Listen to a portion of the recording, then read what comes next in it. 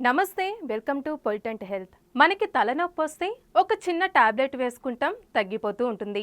కాకపోతే మైగ్రేన్ అయితే ఆ విధంగా కాదు. ఆ వ్యక్తిని పని కూడా చేసుకోనివ్వదు.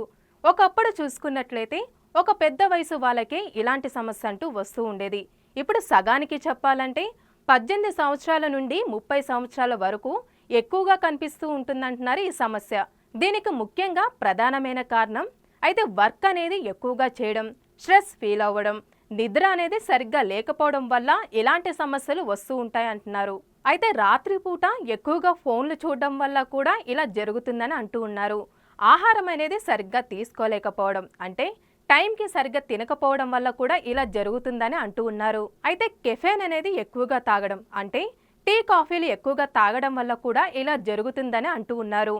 అయితే రోజుకి 200 మిల్లీగ్రామ్స్ ఉన్న తక్కువ కెఫెన్తో ఉన్న కాఫీ టీ తాగితే మంచిదని అంటూ ఉన్నారు. ఒకవేళ ఎక్కువగా తాగినట్లయితే ఆరోగ్యానికి మంచిది కాదంట.